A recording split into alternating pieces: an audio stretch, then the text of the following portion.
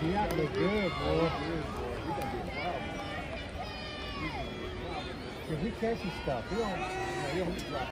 Tonight, but you're working late night. We appreciate that, man. Great to have you with us. I said to Joe and Troy, it's crazy that the level you guys play at, you might not be the unbeatable force of nature you used to be, where you drop 40 on people but nobody beats you. Explain it. At least not yet. At least not yet. We're working on it. We're working on it. Chiefs can't even stick with us on offense, baby. We're gonna keep putting up touchdowns, man. And it's fun though. But that last drive, I mean, give Tampa credit. They had the tie and they did.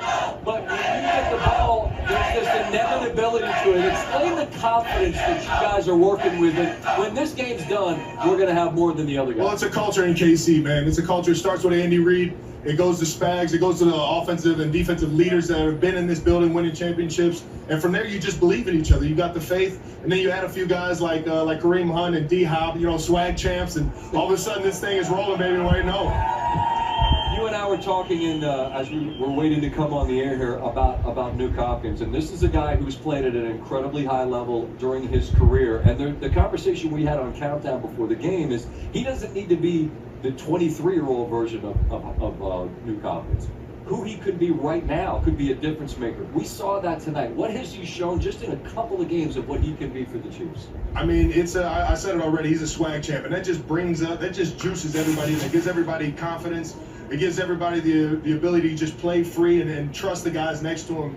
And, I was feeling like the old head for a while. Yeah. But D-Hop being 2013 draft class as well, we've been able to relate to each other in that regard. And on top of that, it gives Pat somebody he can trust, That's right, baby. Hop is in the building.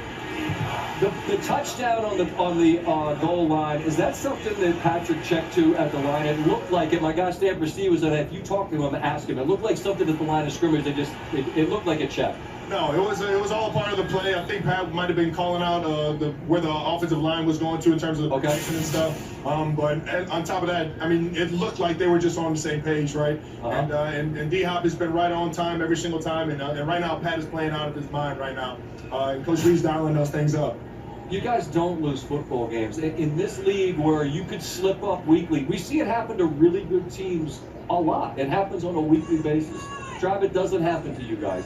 What is it that describes and explains the ability for a team who could get fat and happy to stay focused and hungry week in, week out? Yeah, I'm talking, speaking what you just said, I almost handed it away today a few times, and I'm lucky that my guys were right there for me. It's just, like I said, it's a culture, man. It's a culture set from the big man down, and everybody just believes at all times that we're going to get it done. Because we've done it in the past, we keep doing it on nights like tonight.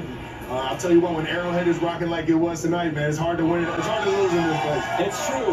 That's another thing we were talking about, man. I'm grateful we get to go all across the country. You see incredible places, and there are a lot of great fan bases. The kingdom is different, man. You hear that, baby? It's different. The kingdom is different, baby. Well, and I mean, I don't know how you even quantify what it's worth, but as you walk out here, I know you don't take this for granted, but you like, if this is, you still got runway here, but we're on the back nine of a career. Like nights like tonight, and you look around at this place and you walk out of here winners again. So special, man. Yeah. It's so special. And even outside of here in the communities, when you're doing stuff, trying to help out the communities and be there for like the underserved in the community, everybody shows up for football games, for events outside of the facility. That's why I love Kansas City and Chiefs Kingdom for who they are, because they always show up, baby. Yeah. And the idea that you've won all these games and yet there's still room, right? You haven't reached the ceiling. What's the process like from here until the most important games? And that ends in New Orleans, right? I know the ultimate goal is that. The grind and the goals weekly are what? To just keep getting better. I think that's always the mentality. I keep talking about this culture that Coach Reed has, and he demands a challenge every single week. He puts the challenge in front of the entire team, and from there you just find ways to keep getting better. It's like all throughout the year, you just keep going up this staircase of success, and by the end of the year, you're playing your best football, man. 14-100, but reports of your demise were greatly exaggerated. I mean, there was some little chatter early this year, like, what's wrong with Big 8-7? Like, it seems like things are working out okay lately, huh? We're just working, baby. We're working, man. We're going up that staircase I was just talking to you about, man. And hopefully by the end of this year, man, we're hosting another trophy, man. Right on. Listen, it's cool to be here in the kingdom. They hung out late to have you stop by. I appreciate it.